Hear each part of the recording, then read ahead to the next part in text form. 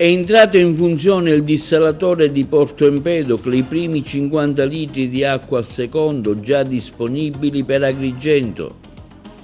Sono 10 le domande che il portavoce dell'area progressista Onofrio Dispenza pone al sindaco della città su Agrigento, capitale della cultura 2025. Si attendono risposte. Il direttore del Parco della Valle, Roberto Sciarratta, replica alle accuse fatte dal parlamentare nazionale di Italia Viva, Davide Faraone, in merito al concerto del volo. Nuovi appuntamenti del progetto Le Vie del Cibo della Lunga Vita a Santo Stefano Quisquina e a San Biagio Platani in occasione dell'inaugurazione degli Archi d'Estate. Si è svolta a Ioppolo la 24esima edizione della saga del melone giallo, tante le pietanze preparate per degustare i sapori del frutto. In arrivo una nuova ondata di caldo afoso da oggi fino al prossimo 7 agosto. Si toccheranno punte massime di 30-32 gradi.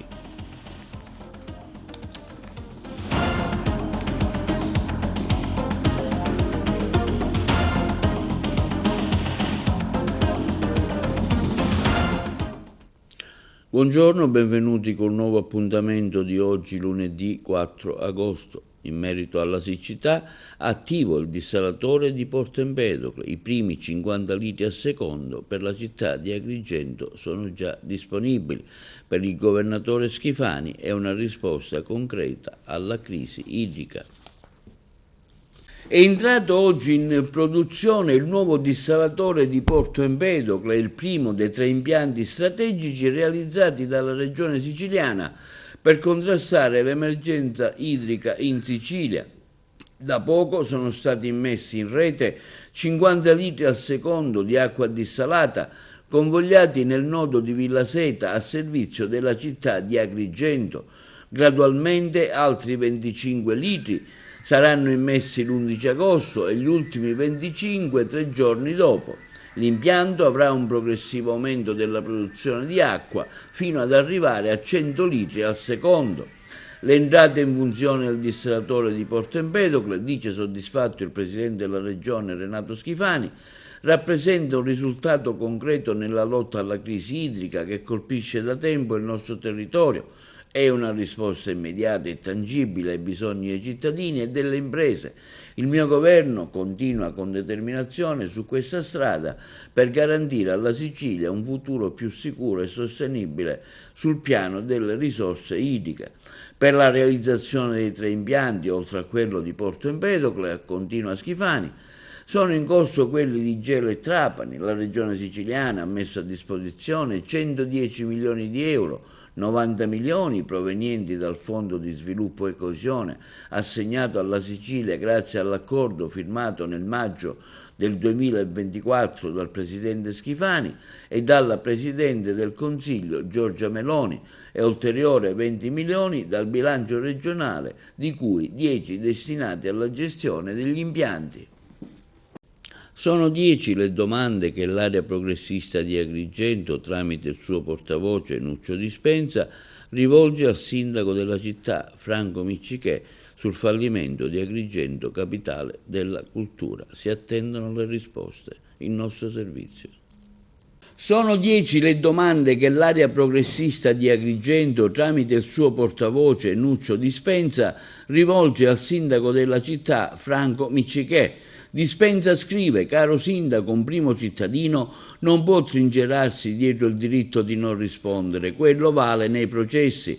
Chi ricopre una carica così nobile come quella di sindaco deve dare risposte all'intera città. E la città di domande su quanto è accaduto e accade intorno al ruolo di capitale della cultura. Se non se ne fosse accorto, di domande se ne fa 100, cercheremo qui di sintetizzarle, gliene faremo 10, eccole. Signor Sindaco, perché contro ogni prassi consolidata per la città eletta a capitale della cultura, ad Agrigento non c'è stato mai alcun investimento nelle infrastrutture?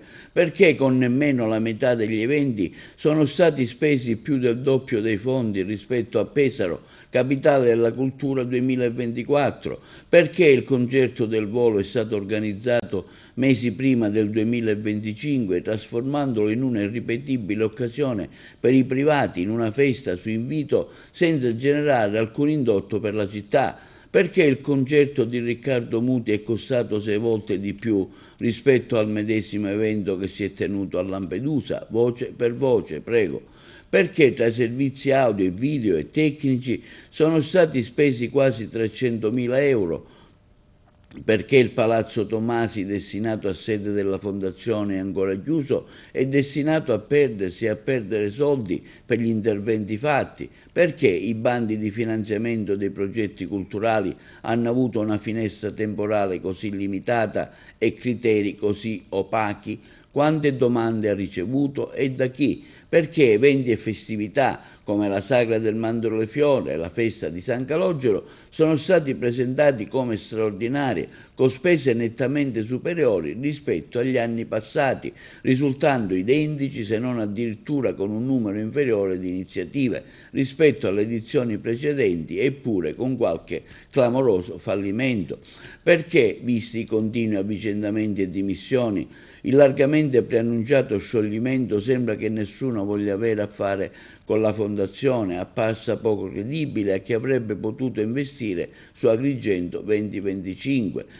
Di panni sporchi, quelli da lei evocati risponderanno a una cultura del silenzio deprecabile e pericolosa, se ne sono accumulati parecchi. La città chiede che si lavano e in pubblico. Queste le 10 domande rivolte dal portavoce dell'area progressista Onofrio Dispenza. Niente ingressi a scrocco, niente amichettismi, né platee piene di amici dei politici. E questa la replica del direttore del Parco della Valle, Roberto Sciarratta, alle affermazioni dell'onorevole Davide Faraone di Italia Viva sul concerto del volo. Il direttore del Parco archeologico della Valle dei Templi, Roberto Sciarratta, replica alle accuse totalmente false e a tratti volgari rivolte da uno schieramento politico all'organizzazione del doppio concerto del volo realizzato nel 2024 davanti al Tempio della Concordia, il cui ricavato è andato in beneficenza. Ci riferiamo alla nota stampa del parlamentare di Italia Viva Faraone. I dati diffusi da esponenti politici a vario titolo sono totalmente inventati e frutto di un calcolo che non tiene conto della realtà delle cose, ha commentato il direttore Sciarratta. Sarebbe bastato chiedere gli atti per evitare di diffondere l'ennesima fake news che mira a colpire Agrigento e che, spiace, ha trovato ampio risalto sulla stampa senza che nessuno abbia mai ritenuto di accertare la veridicità dei fatti. Così in dettaglio, le 2 serate, i biglietti venduti sono stati 1082, di cui complessivamente 772 al costo di 80 euro cada uno, 250 al costo di 5 euro, destinati però unicamente al fan club del volo, con un incasso totale di 63.010 per sottrarre i costi della prevendita, tasse e SIAE, giungendo all'importo netto di 42.239 euro destinati alle associazioni di volontariato. Una somma, tra l'altro, che crescerà nelle prossime settimane grazie a nuove donazioni che erano state già disposte da società coinvolte nell'organizzazione dell'evento. Sono stati invece solo 60 i biglietti gratuiti, compresi quelli destinati ai soggetti disabili. Spiace non solo la diffusione delle notizie gravemente diffamatorie, conclude il direttore del Parco Sciarratta, ma soprattutto il tentativo di sporcare un grande evento che ha dato e continua a dare enorme visibilità mondiale ad Agrigento e contribuirà anche a dare aiuto alle tante famiglie.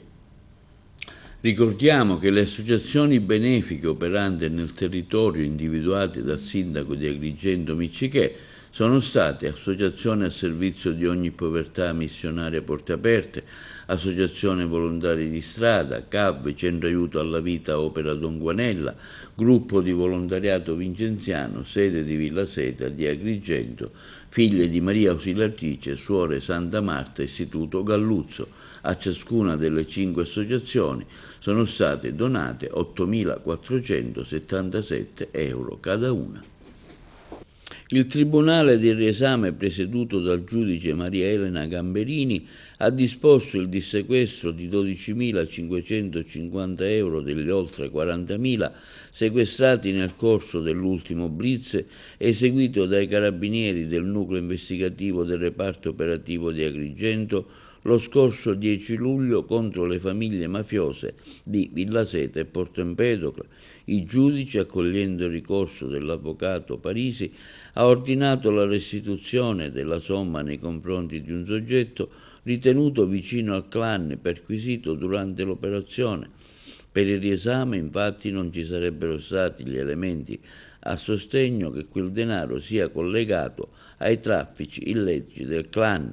L'operazione, lo scorso 10 luglio, ricordiamo che portò al fermo di 13 indagati accusati a vario titolo di associazione a delinquere finalizzata al traffico di stupefacenti, aggravata dall'aver agevolato Cosa Nostra.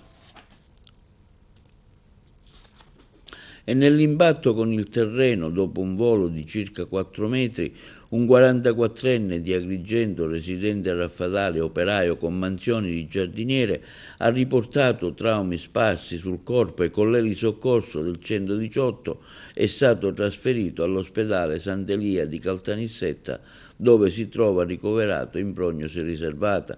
Il grave infortunio sul lavoro si è verificato nel pomeriggio di ieri nel rione di San Leone all'interno di una proprietà privata. Il lavoratore è caduto dalla scala mentre dal tetto di una villetta stava eseguendo un intervento di taglio di alcuni rami su un albero.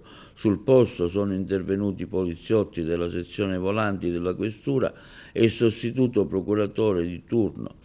Giunto il personale dell'Ispettorato del Lavoro e dell'ASP, gli accertamenti chiariranno cosa effettivamente è accaduto e se sono state rispettate le necessarie e obbligatorie misure di sicurezza. Presentato ad Aragona il libro di Giovanni Chinnici, 300 giorni di sole, la vita di mio padre Rocco, un giudice scomodo, che ha visto la partecipazione di un vasto pubblico in piazza Dante. Sentiamo lo stesso Giovanni Chinnici. Io le chiedo intanto quale messaggio intende lanciare attraverso questo libro dedicato a suo padre. Ma guardi, Rocco Chinnici, una personalità importante per la Sicilia, per Palermo e per il nostro paese. Io credo che la cosa più importante sia ricordare soprattutto i valori che Rocco Chinnici, come poi anche gli altri magistrati e gli altri uomini che hanno fatto parte del suo gruppo di lavoro, hanno portato avanti con il loro lavoro fino al sacrificio della vita, ma appunto quello che è importante è ricordare il loro percorso. Uomo, magistrato, è stato il creatore, l'inventore del pool antimafia, iniziò proprio chiamando accanto a sé Paolo Borsellino, Giovanni Falcone, Giuseppe Di Lello. Inventò letteralmente le indagini bancarie patrimoniali che fino a quel momento non erano mai state adottate nei confronti della mafia. Mafia di cui intuì la pericolosità in un momento storico in cui di mafia neppure si parlava, sui giornali negli anni 70 non si leggeva la parola mafia. E poi c'è un ulteriore elemento che è proprio quello della divulgazione. Rocco Chinnici intuì che per sconfiggere la mafia era necessario anche parlare, e si rivolgeva soprattutto ai giovani, spiegargli cosa era la mafia e quali azioni gravissime criminali era in grado di compiere. Erano gli anni in cui la mafia si arricchiva soprattutto grazie al traffico della droga, degli stupefacenti, Questo comportò a Palermo la diffusione dell'eroina e la morte di molti giovani, e questo lui non lo sopportava da un punto di vista ecco, come magistrato, ma devo dire soprattutto come uomo, e questa probabilmente fu la motivazione più grande. Se suo padre fosse ancora vivo, cosa penserebbe della mafia di oggi, secondo lei? Beh, la mafia di oggi è una mafia molto diversa dalla mafia degli anni 70, degli anni 80, è molto meno potente, è molto meno diffusa. È ancora pericolosa, lo è sotto profili diversi, perché direi che ha abbandonato la strategia sanguinaria e violenta che aveva assunto invece negli anni 70 e 80, quindi certamente metterebbe in guardia tutti noi, e forse ci spiegherebbe anche che proprio perché è meno visibile è più insidiosa e difficile da riconoscere. Il ricordo più bello di Rocco padre?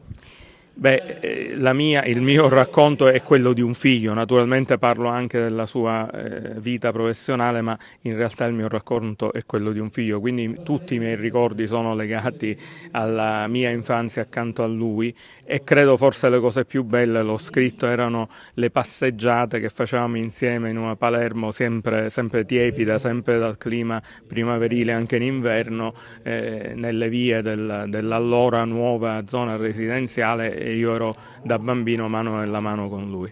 Un'ultima domanda, perché era un uomo scomodo? Era scomodo perché nel periodo, ripeto, parliamo della fine degli anni 70, dei primissimi anni 80, il lavoro di Rocco Chinnici fu profondamente impopolare, perché iniziò a toccare proprio quei gangli di potere politico, economico, i dirigenti pubblici che erano ammanigliati con la mafia o ne erano addirittura esponenti. Quindi questo naturalmente non venne ben visto dalla classe dirigente di quegli anni. Era scomodo anche per i suoi colleghi, per molti dei suoi colleghi, che vedevano nella sua azione un'attività che era rivoluzionaria in effetti rispetto agli equilibri di quel periodo. Il capogruppo di Fratelli d'Italia al Consiglio Comunale di Agrigento, Simone Gramaglia, rileva che nelle ultime ore è emerso che le autorità competenti del territorio stiano effettuando dei controlli al tappeto negli esercizi commerciali, locali pubblici e strutture ricettive, utilizzando metodi a volte poco consoni in orario di affollamento, creando allarmismo nell'utenza e mettendo in seria difficoltà chi gestisce le attività. Gramaglia a tal proposito afferma, ribadendo il fatto che noi siamo favorevoli alle verifiche degli organi istituzionali competenti, chiediamo però di non cadere nell'accanimento, ma di prendere in uguale considerazione anche il fenomeno dell'abusivismo.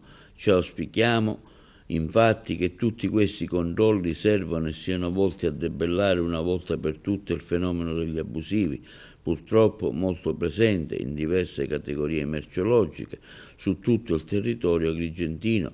Vorremmo che i riflettori fossero puntati non solo sugli imprenditori e commercianti di Agrigento, ma anche sugli abusivi che ledono l'economia sottraendo risorse necessarie per questo territorio, così da ripristinare la legalità in tutte le sue forme, in tutti gli ambiti.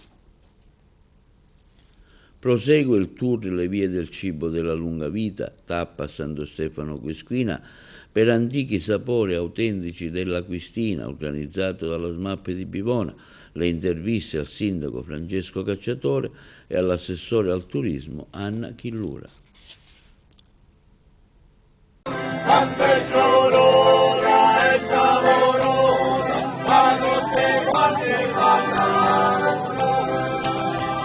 È un progetto patrocinato dalla SMAP, la società Magazzolo Platani, che per noi riveste un'importanza strategica per la promozione dell'intero territorio. Ha un indotto particolare, la valorizzazione del patrimonio agroalimentare, della dieta mediterranea, della tradizione sicana. Infatti questa sera abbiamo voluto fare la tradizionale quagliata, che per noi rappresenta non solo quella che è la nostra tradizione, la nostra storia, il nostro patrimonio anche culinario, riallacciandoci a quella che è diciamo, la promozione del nostro prodotto principe, il formaggio, abbiamo voluto abbinare altri aspetti, altre pietanze tipiche della nostra tradizione, della nostra storia, come il macco di fave e naturalmente la pesca IGP di Bivona. E il tutto all'interno di questo splendido scenario che è la nostra villa comunale, che questa sera a Sant'Agostino Quisquina, ripeto, in sinergia con la SMAP, vuole lanciare questo messaggio di promozione dei nostri prodotti tipici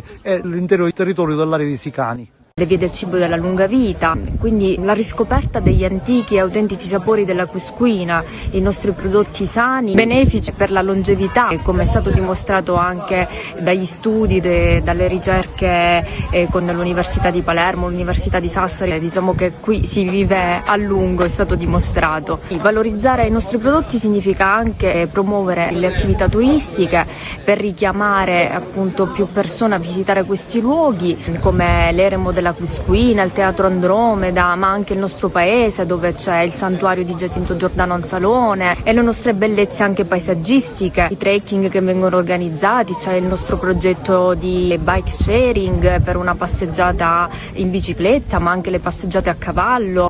99 anni e non sentirli, ne compio 100 a maggio, così dice la signora Alfonsina Traina di Santo Stefano Quisquina, che ci svela i segreti della longevità nei borghi sicani durante l'evento enogastronomico Antichi sapori autentici della Quistina, promosso nell'ambito del progetto Le vie del cibo della lunga vita. Quanti anni c'hai? 99 anni e 3 mesi. A maggio ne faccio 100. Ma come faccio? Che mi aiuto a mangiare tutto quello che mi piace, la pasta, il latte fresco, delle verdure, frutta abbondante. Lascio la carne che non mi piace tanto, ma la frutta mi piace di più.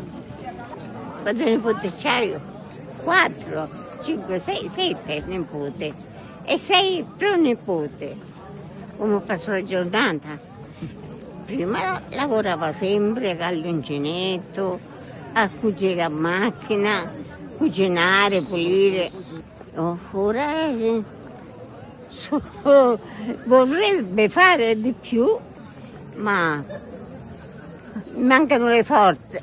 Che mi piaceva anche andavo in campagna con mia mamma, quelli che si ricordi, andare anche a piedi a raccogliere la frutta, raccogliere la verdura che avevamo a terra. Inaugurati gli archi d'estate a San Biagio Platani, tra le opere d'arte anche uno show cooking e una degustazione del pitirri, un viaggio lungo le vie del tempo e del cibo nell'ambito del progetto Le vie del cibo della lunga vita. Le interviste al sindaco e a Salvatore Navarra. Abbiamo inaugurato gli archi d'estate. Come sapete, San Biagio Platani è famoso per gli archi di Pasqua. Gli archi di Pasqua che sono delle strutture effimere che mettiamo nel corso dove attirano tantissime persone. Noi come amministrazione ci siamo inventati invece gli archi d'estate, però grazie a un progetto del PNRR dove abbiamo preso delle somme abbastanza importanti, ma non solamente per gli archi d'estate, ma anche per sistemare delle situazioni che avevamo in sospeso qua a San Biagio Platani, tipo le mannere dove abbiamo mai messo un'area picnic, l'anfiteatro, un'area sosta camper e tantissime altre cose. Oltre a questo, grazie alla SMAP, oggi ci sarà la prima manifestazione del gusto, le vie del cibo della lunga vita. Importantissima anche perché a San Biagio Platani abbiamo degli ultracentenari e quindi è una manifestazione importante anche perché fa capire che effettivamente nei sicani i cibi che mangiamo sono genuini e quindi ci portano ad avere un'età più lunga. Il cibo è un'attrazione turistica molto importante e noi lo vediamo anche nella festa degli archi a San Biagio Platani, dove mettiamo in moto una grandissima manifestazione, dove ci sono bancarelle con i cibi particolari anche del territorio, come stasera voi vedrete qua il pitirri. Il pitirri è una ricetta tipica della tradizione locale, è realizzato con farina, uova e finocchietto selvatico. Poi si possono aggiungere verdure a scelta. Noi per esempio abbiamo messo il macco di fave. Il nome pitirri etimologicamente deriva, secondo degli studi fatti dall'Università di Palermo, dalle miniere di zolfo. Nel centro Sicilia vi sono diverse zolfare, come nella vicina Cianciana, e lo zolfo in natura non si trova mai allo stato puro, ma mescolato con altri strati di minerali, tra cui uno che ha un colore giallastro che si chiama pitirre. Quindi questa mescolanza tra il giallo del pitirre e il verde dello zolfo rimanda al colore di questa pietanza. In questa ricetta si porta dietro anche questo termine, frisculiare la farina, un connubio tra due azioni: rinfrescare la farina con le uova e nello stesso tempo sbriciolarla, e poi viene passata anche a setaccio per creare un semolino grossolano. Da tanti il pitirri è stato definito un couscous siciliano o ancora la polenta siciliana, ma rimane il pitirri che è una ricetta tipica di San Biagio Platani. È finita tra gli applausi del pubblico la messa in scena del Teatro dell'Efebo del Libero Consorzio di Agrigento I Cavalieri di Aristofane, commedia che dopo 2500 anni mantiene intatta la feroce denuncia della corruzione e della tendenza alla demagogia dalla parte più deteriore della politica. Il prossimo appuntamento è domani 5 agosto, con l'anno che verrà un tributo a Lucio Dalla. Intanto sentiamo Cinzia Maccagnano, protagonista della commedia I Cavalieri di Aristofane. Un graditissimo ritorno quello di Cinzia Maccagnano al Teatro dell'Efebo. Abbiamo ancora negli occhi la tua performance lo scorso anno in Antigone e poi come regista naturalmente anche in Sette contro Tebe. Stasera però cambiamo completamente registro e con un autore molto impegnativo. Sì, questa sera facciamo I Cavalieri di Aristofane. Sì, è un autore impegnativo, però è un grande commediografo, il più grande commediografo greco, e questa è una commedia che parla dei tempi di Aristofane, però come ci renderemo presto conto parla anche dei nostri tempi. È una critica alla società, alla politica, ma come si sa la politica siamo anche noi, è anche il popolo, è anche ognuno di noi. È una commedia graffiante che ancora oggi, dopo 2500 anni, tiene un messaggio potente, quello per cui alla fine la fila degli inganni per il popolo sembra non finire mai. Sì, esattamente, è così e quello che ci racconta in questa commedia è che ogni politico che avanza di grado è peggiore dell'altro, però ci dice anche, ci fa anche riflettere sul fatto che siamo noi, che il popolo in questo caso, cioè proprio il personaggio del popolo, che si lascia abbindolare e che in qualche maniera accetta questo modo, ecco, di comprare con un po' di fuffa, diciamo, il popolo e quindi insomma ci fa riflettere per questo, perché in qualche maniera ci dice che anche noi possiamo avere il nostro potere ed essere più lucidi quando facciamo le nostre scelte. Ultima domanda, come regista e come attrice, che differenza c'è tra il districarsi in una tragedia o in una commedia come questa, seppur appunto foriere di un messaggio molto, molto potente, molto diretto? Naturalmente sì, c'è una certa differenza perché nella commedia quello che conta è molto il ritmo, nella tragedia chiaramente serve molto il pathos. In entrambi i casi c'è sempre un corpo, il corpo dell'attore che dà il massimo di sé ed è sempre nei miei spettacoli, diciamo, c'è sempre una grande coralità e una grande partecipazione di tutto l'ensemble, quindi sono due sfide diverse ma allo stesso tempo due sfide che mettono alla prova l'attore, che si misura anche con lo spazio. Questo spazio, devo dire, è uno spazio straordinario che già l'anno scorso avevo misurato, è uno spazio che dà molta energia, che trasmette qualcosa di profondo, di lontano, di antico, e quindi l'attore poi si misura anche con questo spazio, con questa energia fortissima che c'è qui al Teatro dell'Efebo. Linea alla regia per la pubblicità.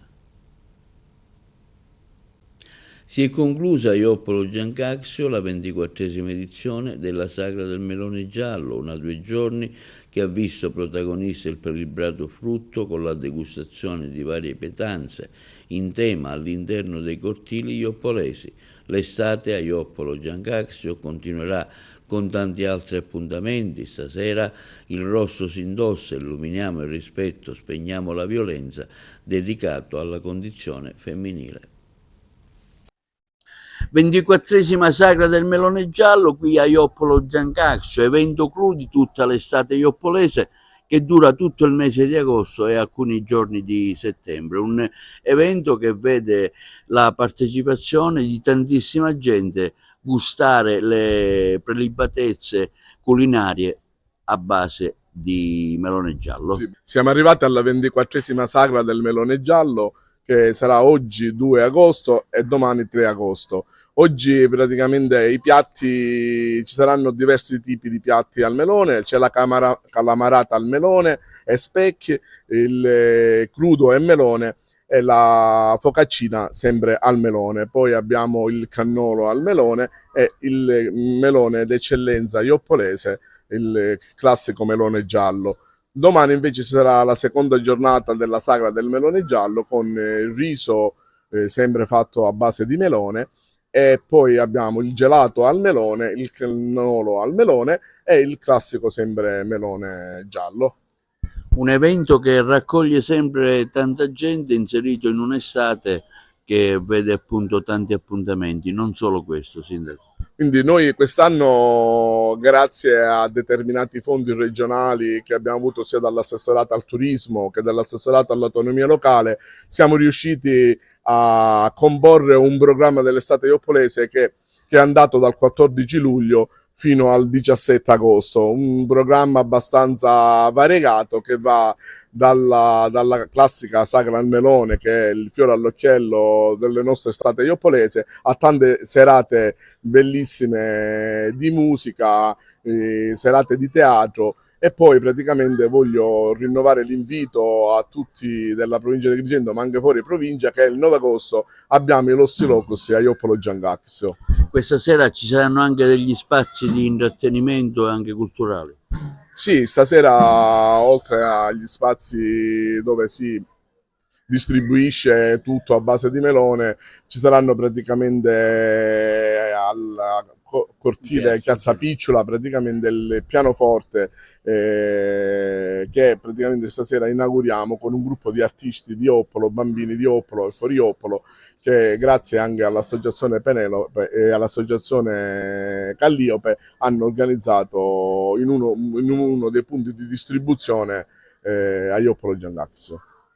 Ecco, Vittorio Orlando a Ioppolo, in uno dei cortili, lei e insieme ai suoi studenti allieterete chi verrà a visitare Ioppolo durante questa sagra. Sarà un concerto di musica classica, il titolo che abbiamo dato a questa serata è Piano Piano, inteso sia come lentezza sia come modo per ascoltare con più attenzione, per vivere la musica classica in un ambiente aperto, come quello di un cortile qui nell'ambito di questa sagra. Cosa ci farà ascoltare? Ascolteremo Beethoven, ascolteremo Rachmaninoff, Erik Satie, Debussy. Sarà tutto un repertorio che è stato curato dai miei studenti nel corso del precedente anno scolastico e che hanno portato avanti anche nel corso di questa manifestazione. Oggi siamo alla 24esima edizione della Sagra del Melone Giallo. Stiamo puntando tutto su questa sagra perché il paese, che ne produce abbastanza, è diventato una fonte di reddito per molti nostri compaesani, quindi sponsorizziamo questa produzione e stiamo cercando di incentivare altri tipi di produzione. Ad esempio i limoni, ad esempio possono essere le zucchine, le zucche, praticamente tutta una serie di prodotti dell'agricoltura che noi cerchiamo di valorizzare e portare anche fuori dal nostro territorio. Ultimamente si è incentivata pure la produzione di olio o di olive, cercheremo nel mese di ottobre di fare un'ottobrata in cui sponsorizzeremo queste nostre produzioni di un olio molto buono, un olio che ha ottenuto molti risultati anche al di fuori del consumo locale. Allora, cosa stiamo preparando? Stiamo preparando il cannolo con la ricotta al melone giallo. Come ogni anno la nostra sagra si rinnova nel nostro piccolo paese di Joppolo Giancazio. Il melone per eccellenza è la produzione che il nostro paese mette nel nostro territorio e festeggiamo questa sera la 24esima sagra della nostra estate ioppolese sotto le bandiere della pace. E vi auguro a nome dei consiglieri e di tutta l'amministrazione di Joppolo un'estate piena di pace e serenità, visto che effettivamente in questo momento storico ne abbiamo di bisogno. E parte questo grido di pace di Joppolo con il cuore, sperando che il mondo possa vivere questa grandissima estate sotto un cuore di pace. Una buona estate 2025. C'è questa sera qua, Assessore? Vai Carmelina, sicuramente sangria, poi tante pietanze a base di melone, ci sarà la calamarata con il cremoso di melone e un croccante di mandorla e poi tante altre belle pietanze che se venite a gustarle direttamente sarà per voi veramente un piacere, anche per noi. Nonché stasera siamo lieti di portare a questa nuova edizione della Sagra del Melone Giallo quello che è il simbolo della nostra terra di Sicilia. Infatti abbiamo voluto invitare l'amico Giovanni Carbone, che è uno degli esponenti carrettieri della nostra città di Agrigento.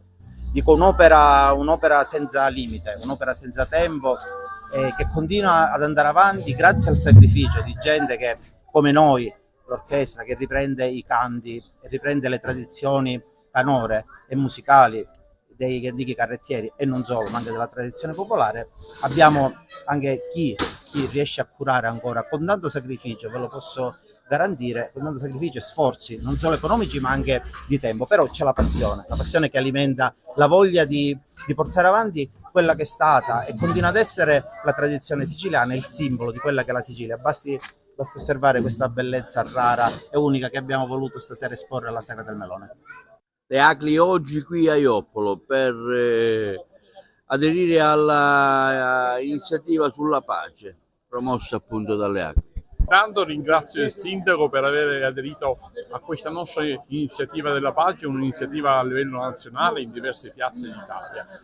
Con questo vogliamo lanciare un forte messaggio di pace in un periodo davvero difficile. Questo messaggio lo lanciamo perché deve coinvolgere gli enti locali, i giovani e tutta la cittadinanza. Mi auguro che questo messaggio possa arrivare nel cuore di ognuno di noi perché la pace è fondamentale. Allora, in questo cortile cosa state preparando? Stiamo preparando una base di melone con prosciutto, stracciatella e un pochettino di crema di pistacchio di solito. Una ricetta apprezzata stiamo vedendo. Sì, è una bella ricetta elaborata, pure tutta bella elaborata per la sagra che abbiamo fatto per questa settimana.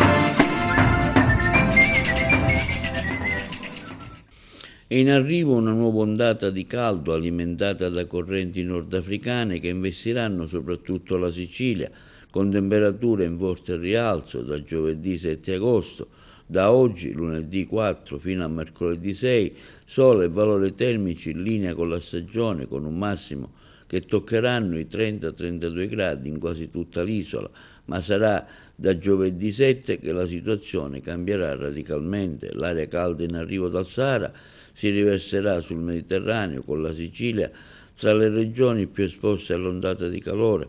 Secondo le prime proiezioni, tra venerdì e domenica si potranno raggiungere anche i 37-38 gradi centigradi in molte aree dell'entroterra siciliano, ma anche lungo i settori costieri si percepirà un caldo intenso e afoso. Le province di Caltanissetta, Enne e Agrigento potrebbero essere le più colpite dal picco termico. Un sollievo temporaneo potrebbe arrivare nelle ore notturne grazie a leggere brezze costiere, ma il caldo resterà protagonista almeno fino a Ferragosto. È stata inaugurata sabato 2 agosto nella sala Monsignor Domenico De Gregorio del settimanale diocesano L'Amico del Popolo in Via Duomo 102 ad Agrigento la mostra Agrigentine, prospettiva e visioni di Martino Lanfranconio. La mostra è aperta dalle 18 alle 21 nelle seguenti date a ingresso libero: il 3 agosto, il 9, il 10, il 23, il 24 agosto, il 30 agosto fino al 31 agosto. E questo è tutto per l'edizione di oggi di TV Notizie. Vi ricordiamo che i nostri programmi si possono vedere in tutta Italia sul canale 268 del digitale terrestre, per chi ha le smart TV, in streaming sul sito www.televideagrigento.tv e il telegiornale sul canale 93 di Via Sicilia alle 15 alle 20, con replica la mattina alle 9. Inoltre i nostri servizi si possono visionare sul canale YouTube di TVA Televideo Agrigento. E questo è tutto e vi auguriamo una buona serata.